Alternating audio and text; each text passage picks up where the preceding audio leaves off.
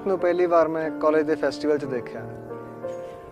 ਯਾਨੀ ਕਿ ਜਿਵੇਂ ਕਹਿੰਦੇ ਆ ਪਹਿਲੀ ਨਜ਼ਰ ਦਾ ਪਿਆਰ ਸੀ। ਪਹਿਲੀ ਵਾਰ 'ਚ ਕੁਝ ਲੱਗਿਆ ਕਿ ਕੋਈ ਹੈ ਗੱਲਬਾਤ। ਉਸ ਤੋਂ ਬਾਅਦ ਇਕੱਠੇ ਕਾਲਜ ਦੇ ਫੈਸਟੀਵਲਾਂ 'ਚ ਗਏ, ਇਕੱਠੇ ਹਰ ਥਾਂ ਜਾਣਾ। ਹੌਲੀ ਹੌਲੀ ਕਦੋਂ ਉਹ ਚੀਜ਼ ਦੋਸਤੀ 'ਚ ਬਦਲ ਗਈ।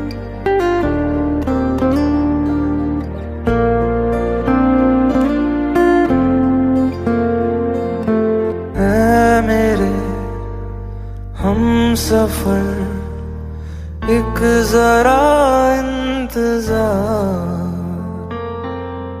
सुन सदाएं दे रही है मंजिल प्यार की।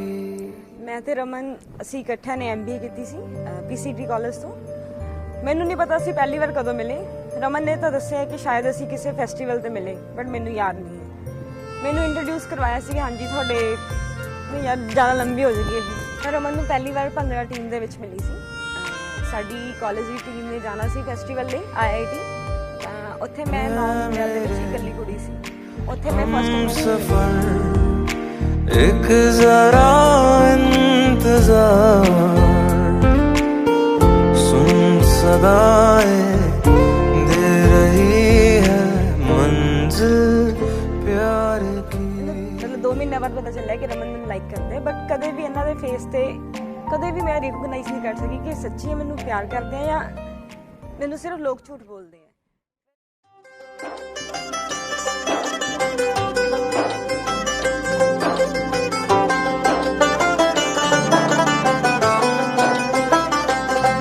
ਉਹ ਵੀ ਚੁੰਨੀਆਂ ਨੂੰ ਗੋਟੇ ਲਗਵਾਉਂਦੀ ਹੋਣੀਆਂ,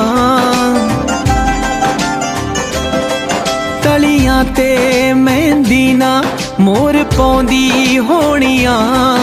ਮੇਰੀ ਚੜ ਕੇ ਜਨ ਜਾਣੀ ਯਾਰ ਨੇ ਖੋਲਿਆ ਪਿਆਰ ਦਾ ਬੂਹਾ। ਗੱਲ ਸੁਣ ਲੈ ਦਰਜੀ ਓਏ ਮੈਨੂੰ ਕੁੜਤਾ ਸਿਉਂਦੇ ਸੂਹਾ। ਗੱਲ ਸੁਣ ਲੈ ਦਰਜੀ ਓਏ ਮੈਨੂੰ ਕੁੜਤਾ ਸਿਉਂਦੇ ਸੂਹਾ।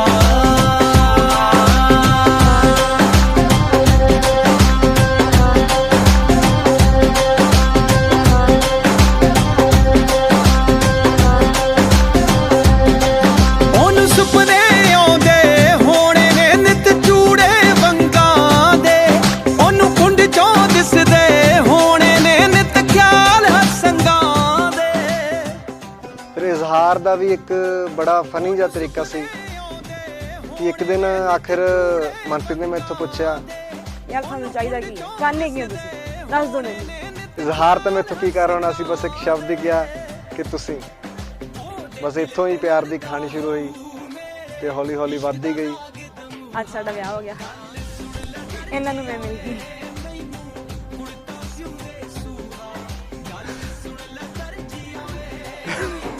ਕੁੜਤਾ ਸਿਉਂਦੇ ਸੂਹਾ।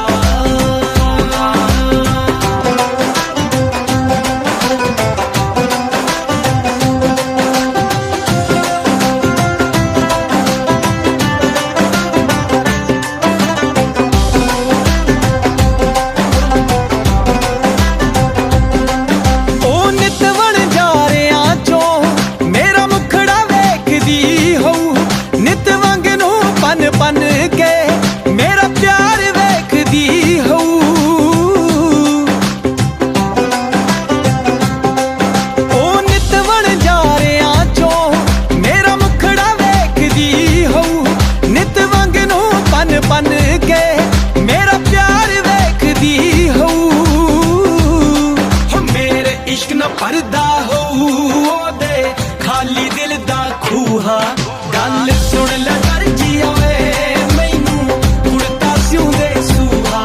ਗੱਲ ਸੁਣ ਲੈ ਦਰਜੀ ਓਏ ਮੈਨੂੰ ਕੁੜਤਾ ਸਿਉਂਦੇ ਸੂਹਾ।